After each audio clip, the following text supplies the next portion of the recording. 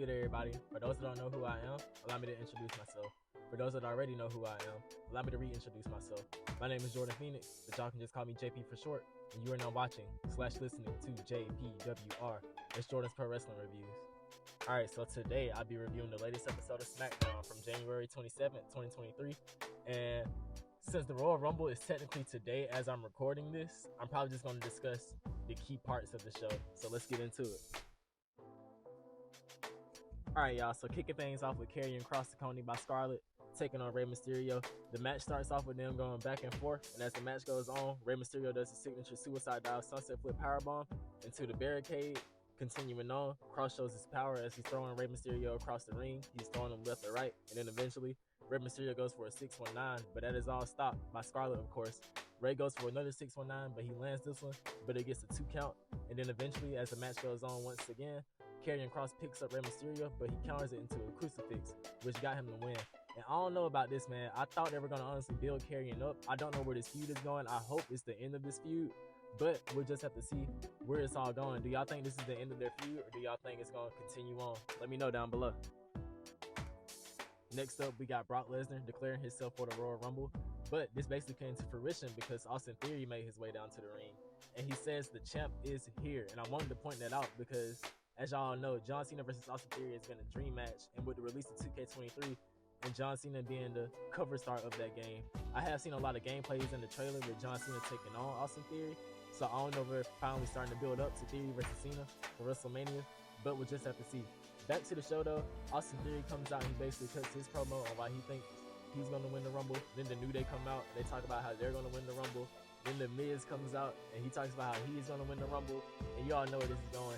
It basically a brawl starts out where Miz and Theory attack the New Day, and then Bobby Lashley comes out and he cleans house. But that's when Brock Lesnar jumps from the crowd and he F5s Lashley once again, just like he did on Monday Night Raw. And that's when he declares himself for the Rumble, of course. And that's that. After all that, we have the return of Lacey Evans. Once again, and I say that because they repackaged her so many times that I lost count. But anyway, she's taking on a local competitor. I believe the young lady's name was Jasmine Allura. And this is basically your typical squash match. But during the match, the sole of Lacey Evans' boot had came off. And all that was supposed to be a part of the match, or if that was just a wardrobe malfunction, because she tried to use it, but the ref kind of grabbed it and threw it out of the ring. But Lacey Evans got the win with the Cobra Clutch, of course, because they've been building that up. And she basically cuts a promo after the match, just your typical heel promo, and then she eventually picks up Jasmine Allura and throws her out of the ring. And that's that. So let's see what's next for Lacey Evans. I honestly miss the Southern Belle Lacey Evans, but let's just put our trust into this new gimmick, I guess, and see where it goes. They're honestly trying to build her up as a female Sergeant Slaughter from what I've seen. So let's just give Triple H a chance, I guess. Alright, so the next match was originally supposed to be Drew McIntyre and Sheamus taking on Hit Row in the semifinals of the tag team tournament match. But as you all can see, that came to an abrupt end as they then got attacked by the Viking Raiders before they could even make their way to the ring. Sheamus and Drew then recover from their attack and they storm off backstage. Adam Pearce eventually comes out and says he found a replacement. The replacement is revealed to be Braun Strowman and Ricochet. Why Braun Strowman and Ricochet, you ask? I have no idea. I love both of them though, I'm not complaining. I just don't see, it kind of doesn't make sense to me because they really haven't done anything to earn a title shot. And Wade Barrett pointed it out on commentary because he's like, they haven't even been in the tournament, so how do you just boost somebody up like that?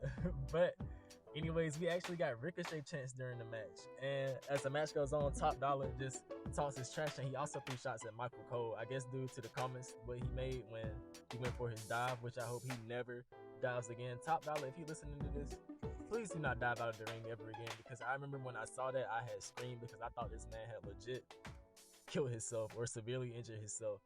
But anyways, the match goes on and B-Fab interferes, and then Braun Strowman eventually gets the hot tag once Ricochet tags him in, and they get the win. Braun and Ricochet get the win, so they advance to the finals to take on who? Stay tuned. Alright, so after all that, once again, we got a promo from LA Knight. But what I had liked about this, Bray Wyatt's OG music had hit, the Eater of Worlds Bray Wyatt. But who was it? It was actually LA Knight. He came out as the OG Bray Wyatt, and he basically cut his promo, the typical LA Knight promo. And once again, I'm not going to do his impression because my impression of him is horrible.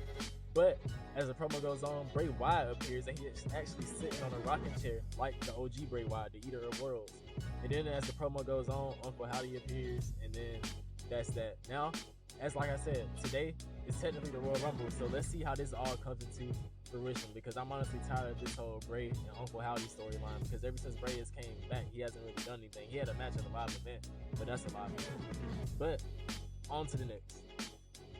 More tag team action. We got Legado del Fantasma taking on Imperium in the second semifinals match of the night. But nothing major I really put in my notes for this match, because there wasn't really anything I felt like that needed discussing. But there was a botch. Jaquan Wild, I hope I'm saying his name right. I know I'm probably saying it wrong. I don't know if he was trying to go for like a flip off the apron because he was holding Ludwig Kaiser's arm, or was it Giovanni? Anyways, he went to go for like a flip, but he kind of slipped, and that was it. But to sum it all up, Imperium won, and I don't know if Giovanni got injured, because during the end of the match, he goes for like a powerbomb off the top rope, and he kind of grabbed his knee, and he was kind of selling this. So I don't know if he legit hurt his knee, because he was able to finish the match. So I hope all is well with him. But yeah, man, Imperium got the win, and once they had revealed Braun and Ricochet as, you know, the team that Adam Pearce had found, I had kind of put two and two together, so I was like, oh, Imperium's gonna win, and that's gonna continue the feud with Braun and Ricochet taking on Imperium. But let me stop rambling, man. I'm just gonna go ahead and get into the final stretch of this video, which was Kevin Owens taking on Solo Sikoa. So let's just see how all that had played out. Main event time, we had the prize fighter Kevin Owens taking on the street brawler Solo Sikoa. But nothing major I really want to discuss from this match either, because it was, you know, it was all right, I guess. They started out having a shoulder tackle contest, trying to knock each other down. But eventually, as the match goes on, Kevin Owens hit a power move, and he goes for the pin, but who comes to save him? Sami Zayn. And Solo wasn't accompanied by the Usos, by the way, because during the backstage interview before all this with Kevin Owens and Kayla Braxton, the Usos that came to confront Kevin Owens, but they got into a brawl, so Adam Pearce basically banned them, and that was when Jey Uso had actually ended up calling Sami Zayn. And we all assumed that the question he asked Sami Zayn was to look out for Solo, so that's why he kind of popped up.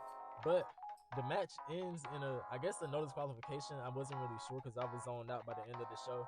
But basically, Solo and Kevin Owens brawl outside the ring, and eventually Solo goes for a super kick, but he accidentally hits Sami, and then Kevin Owens takes advantage of that, and he hits Solo with a pop-up powerbomb on the announce table, but it doesn't break, so he goes for a dive, but he is then hit by a chair.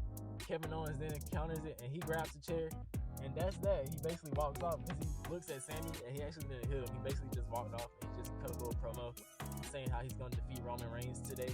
But, you know, that's that. Now all we can do is just wait and see for what happens tonight.